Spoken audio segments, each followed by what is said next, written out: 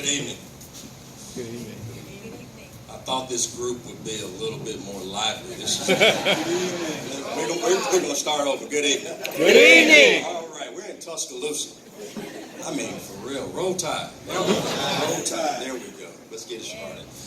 First of all, you don't go through life and expect to be on a podium like this and accept the recognition like this from your alma mater.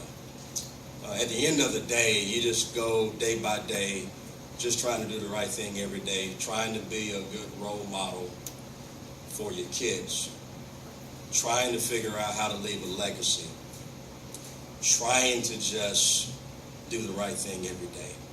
And so the next thing you know, you end up standing here at this podium with these 4 other distinguished people that are being inducted tonight. And it's kind of overwhelming. It's kind of overwhelming because you don't plan for this. I don't think any of us wake up and plan to be here. So let me start by saying thank you to the university. Thank you to Dr. Bell. Thank you to Dr. Carr. I had both you guys as professors, and I promise you at that time I was just trying to survive. This man right here was tough in my fluids class. Artist Brown and I, we used to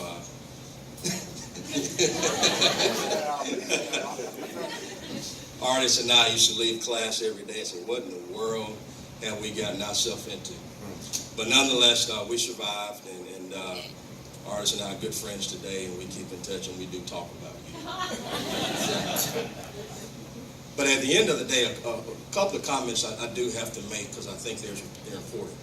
I think it was 2012, I lost my grandfather, Clarence Neighbors, who was very important to me. And when he passed, I wrote this document called My Leadership Expectations that I use at the plant every day as we talk about leadership and we try to teach leadership to a lot of the leaders that we have in our plants. And as you guys know, you can be at a very mature point on your leadership journey, or you can be just getting started. So there's always coaching involved. But one of the things out of these 11 expectations that I talk about, I think is very appropriate for tonight.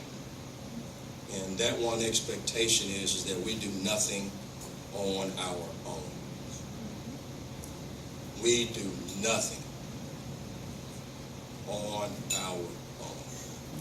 And so it is with that notion tonight, I got to thank some people.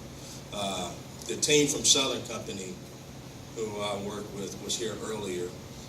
Because of the bad weather, my CEO and my chief operating officer and senior VP had to get out of here and get back before the weather. They were on a plane. So they sent their regards. But Bob Hallbein, I got to thank you. If you guys don't know Bob Hallbein here, Bob Hallbein is a fellow, but the connection that Bob and I had, 1997, I was interviewing with Georgia Power Company. And at that time, Bob was the senior production officer of Georgia Power Company. And I went into an interview room with Bob, and there were about 5 plant managers around that table. And so, Bob, you've been a big part of why I'm standing here today. Thank you. I appreciate you, man. Second of all, again, we do nothing on our own. I got to thank just the whole table over here, from Aunt Carvetta and Carnetta, who couldn't be here tonight, but they also were students here at the university in the College of Engineering.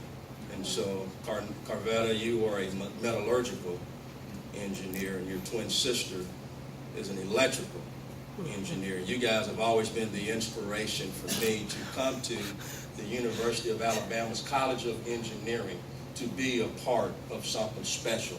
So we've all heard of the movie Hidden Figures. I would tell you these 2 twins, these ladies were hidden figures in this College of Engineering. They went on to work for TVA in the energy business, which is why I got in the energy business, which is why I'm here today. So from one plant manager to another, thank you. It's tough when you get up here and you just can't name everybody around the table, but thank you. My brother, I see my father-in-law over there, my brother-in-law over there. We tried to make this a family affair because, again, you can't do anything on your own, and you need the support of family to sit on a stage like this and just receive a recognition like this. So thank you to my brother and everybody I named. Chase and Madison and Allison, my wife and my 13-year-old son, my 11-year-old daughter, who we're trying to figure out how to keep them in STEM programs, keep them involved in math and science. My daughter, she wants to be an architect. My son, he loves math, and we're going to see where his math skills lead us. But I know Daddy's not home a lot. Daddy's always somewhere doing something. I love you guys for that, because you guys let me go do what I do. But at the end of the day, I do what I do to try to be a good role model for you guys and to be the best that I can be for our family. So thank you guys for the time that you allow me to spend away from home. Mom and Dad, let me tell you something. I think I've relocated 7 times, 7 corporate relocations with Southern Company. My mom has helped me unpack boxes. She has helped Allison and I unpack boxes 7 times, whether it was 4 or 5 homes around Atlanta.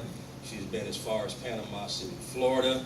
She was happy when I came home to Birmingham, and unfortunately I was only in Birmingham for 10 months.